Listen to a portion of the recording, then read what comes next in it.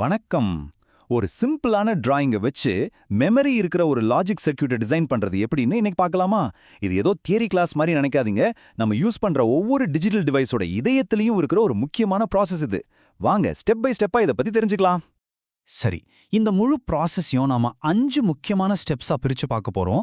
ஒரு ஐடியாவை இருந்து அது எப்படி ஒரு ஒர்க்கிங் சர்க்யூட்டா மாறுதுங்கிற முழு பயணத்தையும் நம்ம பார்க்க போறோம். முதல்ல நிலை, அதாவது ஸ்டேட் அப்படின்னா என்னன்னு பார்க்கலாம். ஒரு சாதாரண லாஜிக் சர்க்யூட்டுக்கும் மெமரி இருக்கிற ஒரு சர்க்யூட்டுக்கும் இருக்கிற முக்கியமான வித்தியாசமே இந்த ஒரு வார்த்தையில தான் அடங்கியிருக்கு. இப்போ ஒரு முக்கியமான கேள்வி. ஒரு சர்க்யூட்டால எப்படி முன்னாடி என்ன நடந்ததுன்னு ஞாபகம் வச்சுக்க முடியும்? யோசிச்சு பாருங்க. சாதாரண அண்ட் ஆர் கேட்ஸால இதுக்கு பதில் சொல்ல முடியாது. இதுக்கு மெமரி வேணும். ஆனா அது எப்படி சாத்தியமாகும்? நம்ம டிசைன் பண்ண போற சர்க்யூட்டுக்கு பேரு தான் சீக்வென்ஷியல் சர்க்யூட். இதோட ஸ்பெஷாலிட்டி என்னன்னா, இதோட அவுட்புட் இப்போ என்ன இன்புட் கொடுக்குறோங்கிறத மட்டும் பொறுத்து இருக்காது, இதுக்கு முன்னாடி என்ன நடந்ததுங்கிறதும் முக்கியம். அந்த பழைய தகவலை, அதாவது அதோட ஹிஸ்டரிய ஸ்டேட்ஸுங்கிற வடிவத்துல தான் இது சேமிச்சு வைக்குது. அப்போ டிஜிட்டல் டிசைன்ல மெமரியோட ஆணி வேரே இந்த ஸ்டேட் தான் சொல்லலாம். ஒரு ஸ்டேட்டுங்கிறது அந்த சர்க்யூட்டோட மெமரிய ஒரு ஸ்னாப்ஷாட் எடுக்கிற மாதிரி. சரி, இப்போ ஒரு இன்புட் வரும்போது ஒரு ஸ்டேட்ல இருந்து இன்னொரு ஸ்டேட்டுக்கு எப்படி மாறணும்னு கண்ட்ரோல் பண்றது தான் நம்மளோட வேலை. சரி, நாம இப்போ ஒரு முக்கியமான டூலை பத்தி பார்க்க போறோம். எந்த கோடும் எழுதுறதுக்கு முன்னாடி, எந்த ஹார்ட்வேரையும் தொடுறதுக்கு முன்னாடி ப்ரொஃபஷனல்ஸ் எப்படி அவங்க லாஜிக்கை ஒரு படமா வரைஞ்சு பிளான் பண்ணுவாங்க தெரியுமா? அதுக்கு பேரு தான் ஸ்டேட் டயக்ராம். இந்த ஸ்டேட் டயக்ராமோட மொழி ரொம்ப சிம்பிள். அதுல இருக்கிற வட்டங்கள், அதாவது சர்க்கிள்ஸ், சர்க்யூட்டோட தற்போதைய ஸ்டேட்டை குறிக்குது. அதாவது அதோட மெமரியில என்ன இருக்குன்னு சொல்லுது. அம்புக்குறிகள், அதாவது ஆரோஸ், இன்புட் மாறும்போது ஒரு ஸ்டேட்லேருந்து இன்னொரு ஸ்டேட்டுக்கு எப்படி போகுதுங்கிற வழியை காட்டுது. மொத்தத்துல இது அந்த சர்க்யூட்டோட முழு கடையும் சொல்ற ஒரு மேப் மாதிரி. சரி, வாங்க ஒரு சிம்பிளான உதாரணம் எடுத்துக்கலாம். நம்மளோட இலக்கு என்னன்னா, இன்புட்ல வரிசையா 2 1 வந்தா அதை கண்டுபிடிக்கிற ஒரு சர்க்யூட்டை டிசைன் பண்ணோம். இந்த ஒரு சின்ன உதாரணத்தை வச்சு நம்ம முழு டிசைன் ப்ராசஸையும் கத்துக்க போறோம். ஓகே, இப்போ ஃபார்மலான டிசைன் ப்ராசஸை ஸ்டார்ட் பண்ணலாம்.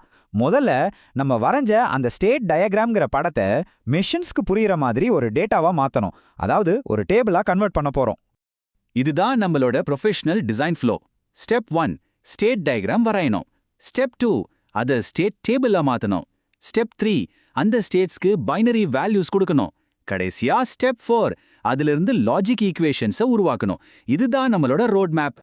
இங்க பாருங்க, இதுதான் அந்த ஸ்டேட் டேபிள். நாம டயக்ராம்ல வரைஞ்ச ஒவ்வொரு ரூலும் இப்போ இந்த டேபிள்ல இருக்கு. இதுல ஒவ்வொரு ரோவும் ஒரு ஸ்டேட்டை குறிக்குது. ஒவ்வொரு காலமும் ஒரு குறிப்பிட்ட இன்புட் வந்தா அடுத்து என்ன நடக்கும்னு சொல்லுது.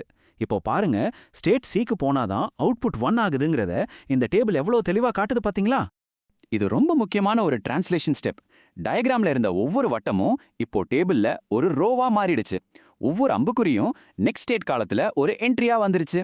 இப்படிதான் நாம ஒரு படத்தை ஒரு அர்த்தமுள்ள டேட்டாவா மாத்துறோம். சரி, அடுத்த ஸ்டெப்புக்கு போலாம். இப்போ நம்ம கிட்ட இருக்கிற இந்த டேட்டாவை நம்ம சர்க்யூட்டுக்கான உண்மையான ப்ளூ பிரிண்டா மாட்ட போறோம். அதாவது பூலியன் லாஜிக் எக்ஸ்பிரஷன்ஸா உருவாக்க போறோம். முதல்ல நாம செய்ய வேண்டிய ஒரு முக்கியமான வேலை ஸ்டேட் அசைன்மெண்ட்.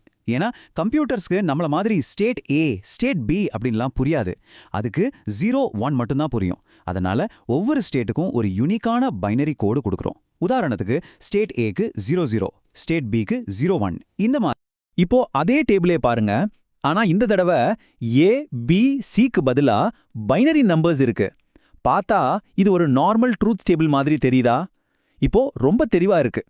இந்த ஸ்டேட்ல இருக்கும்போது இந்த இன்புட் வந்தா அடுத்த ஸ்டேட் என்ன, அவுட்புட் என்னன்னு பக்காவா சொல்லிடலாம். இப்போ நம்மளோட ஃபைனல் கோல் இதுதான். இந்த டேபிள்ல இருக்கிற ஒவ்வொரு அவுட்புட் காலத்துக்கும், அதாவது அடுத்த ஸ்டேட்டோட பிட்ஸ் y1, y0 அப்புறம் zங்கிற அவுட்புட்டுக்கும் ஒரு லாஜிக் ஈக்குவேஷன் கண்டுபிடிக்கணும்.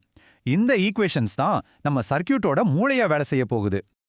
கடைசியா நாம இவ்ளோ நேரம் கத்துக்கிட்ட இந்த அடிப்படை ப்ராசஸ் இன்னைக்கு நிஜ உலகத்துல எப்படி பெரிய பெரிய சிப்ஸை டிசைன் பண்ண யூஸ் ஆகுதுன்னு பார்க்கலாமா? இந்த மேற்கோள் ஒரு ரொம்ப முக்கியமான விஷயத்த சொல்லுது.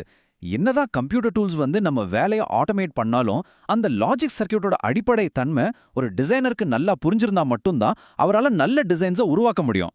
சிம்பிளா சொல்லணும்னா, டூல்ஸ் முக்கியம்தான், ஆனா டிசைனரோட அறிவு அதை விட முக்கியம். இன்னைக்கு இருக்கிற CAD, அதாவது கம்ப்யூட்டர் எய்டட் டிசைன் டூல்ஸ், நாம இவ்ளோ நேரம் மேனுவலா செஞ்ச எல்லா ஸ்டெப்ஸையும் நொடிப்பொழுதுல செஞ்சு முடிச்சிடும். இந்த ப்ராசஸ்க்கு பேரு லாஜிக் சிந்தசிஸ். ஆனா இங்கே தான் ஒரு ட்விஸ்ட் இருக்கு. அந்த டூல்ஸ் நாம கொடுக்கிற இன்புட்டை பொறுத்து தான் வேலை செய்யும். ஒரு பழமொழி சொல்லுவாங்க இல்லையா, கார்பேஜ் இன் கார்பேஜ் அவுட். நீங்க ஒரு தெளிவான ஸ்டேட் டயக்ராம கொடுத்தா மட்டும்தான் அந்த கேட் டூல் ஒரு சூப்பரான சர்க்கியூட்டை உருவாக்கும். நாம வரைஞ்ச டயக்ராம், ரெடி பண்ண டேபிள், கண்டுபிடிச்ச ஈக்குவேஷன்ஸ் இது எல்லாமே கடைசில இந்த மாதிரி ஒரு உண்மையான ஹார்ட்வேரை இயக்குறதுக்கு தான்.